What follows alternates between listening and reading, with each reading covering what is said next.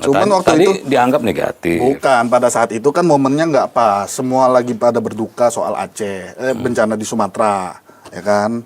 Tapi ada satu pejabat main golf, jadi sorotannya jadi negatif seolah-olah. Kalau mau main golf nggak apa-apa. Setelah bencana kayak udah nggak ada isu itu nggak masalah. Begitu, memang harus begitu ya.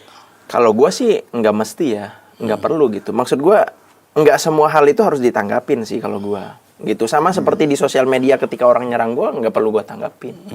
Ya gue kebiasaannya udah main golf atau gue biasanya kebiasaannya adalah latihan tembak misalnya atau main futsal misalnya. Masa gue harus berhenti main futsal gitu kan misalnya. Kalau bagi gue mungkin yang salah itu bukan hanya inti yang salah itu ada di orang yang nyebarin. Karena yang dia kan berusaha untuk ngebentuk sentimennya. Dari postingannya aja bilang nggak punya empati. Ya kan, di saat orang lain kena bencana, lu malah main golf gitu.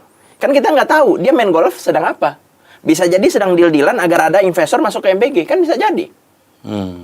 Dalam kacamata awam orang yang nggak ngerti bisnis, dia kan nggak bisa melihat hal-hal itu. Iya dong. Iya. Kan kita nggak tahu tujuan main golfnya apa. Karena gini bos, dalam bisnis ya, bisnis di Indonesia khususnya ya, orang lebih banyak ngedealing itu Golf.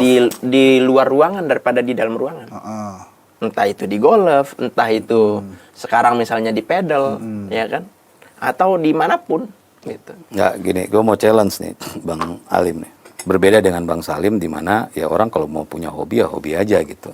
Karena itu hal kecil yang tidak mempengaruhi dari kinerja dia kan.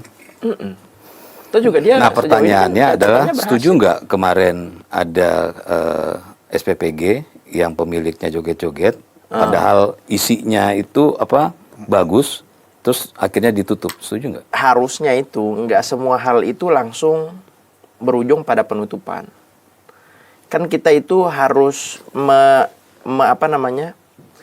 menyelesaikan masalah itu tidak berbasiskan sentimen sosial media, tapi berbasis evaluasi yang komprehensif dari indikator-indikator yang udah ditetapkan.